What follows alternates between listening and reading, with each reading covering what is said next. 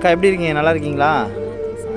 எதுக்கு உங்களை வர சொன்னேன்னா, பாப்பாவுக்கு ஃபீஸ் கட்டணுன்னீங்கல்ல, அன்றைக்கி நீங்கள் அழுதிங்கல்ல, அது எனக்கு கஷ்டமாக இருந்தது. தங்கச்சி வீட்டில் இருந்து பாவம் அவங்களும் எங்களுக்கு எவ்வளோ தான் உதவி பண்ணுவாங்க.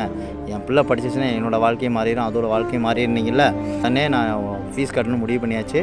போய் ஃபீஸ் கட்டிட்டு வந்துடுவோமா? பாப்பா எங்கே? காலேஜில் தானே அக்கா. சரி, நேராக காலேஜுக்கே போயிடலாம். அதான் காரை எடுத்துகிட்டு வந்துட்டேன். அப்படியே நேராக போயிட்டு ஃபீஸை கட்டிட்டு வந்துடும். போகலாமா? வாங்க போகலாம், வாங்க. கஷ்டம்லாம் படக்கூடாது. இங்கே பாரு, இன்றைக்கி அவளுக்கு நல்ல வாழ்க்கை ஃபீஸ் கட்ட போகிறோம், சந்தோஷமாக போகணும். அழகுலாம் கூட தைரியமாக சிரிச்சிட்டு சந்தோஷமாக வாங்க. நல்லபடியாக போய் ஃபீஸை கட்டிட்டு வந்துடலாம். சரியா?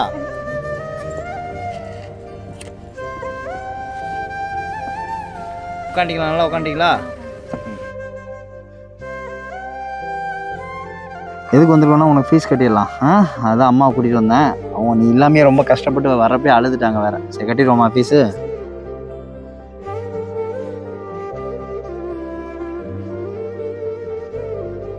உங்கள் கையாலேயே கொடுத்து கட்டுங்க. நீங்களே கட்டுங்க. உங்களோட ஆசை உங்கள் பொண்ணு படிக்கிறது, உங்கள் கையாலே கட்டுங்க.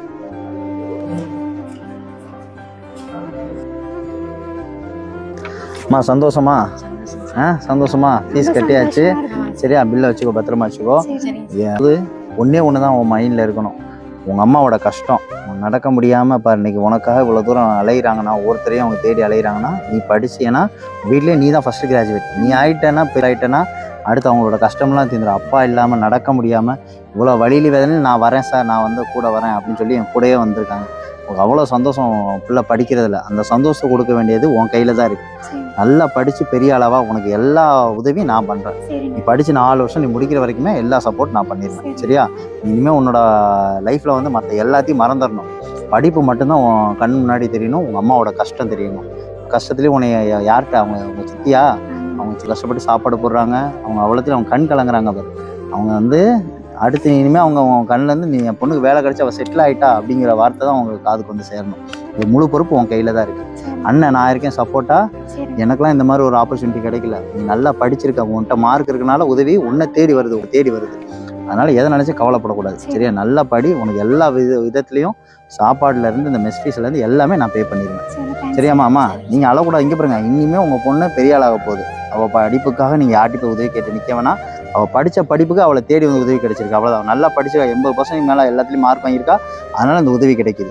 அதனால் நீங்கள் எல்லாத்தையும் மறந்துட்டு இனிமேல் தன்னம்பிக்கையோட தைரியமாக இருங்க. உங்கள் மனசில் இனிமேல் என்ன இருக்குன்னா, என் பிள்ளையோட வாழ்க்கை நல்லா செட்டில் ஆயிடுச்சு, இனிமேல் எனக்கு எந்த கவலையும் இல்லை. அந்த ஒரு நம்பிக்கை இருந்தால் மட்டும்தான் அவளும் இன்னும் நல்லா படித்து பெரிய ஆளாக வருவாள்.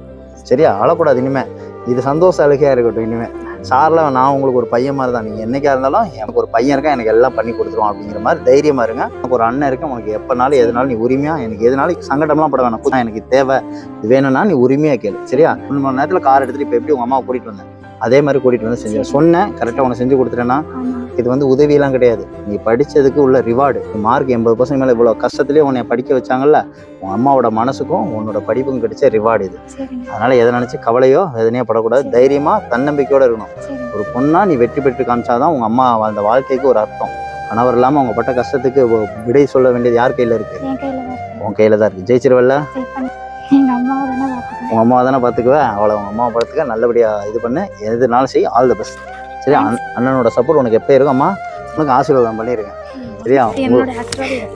உங்களோட ஆசீர்வாதம் எப்பயுமே இருக்கும். சரி, ரைட். சந்தோஷம். இதே மாதிரி நல்லா படித்து பெரிய அளவா எதுனாலும் நான் இருக்கேம்மா. சரியா? கவலைப்படாதீங்க, தைரியமாக இருங்க. ஓகேவா?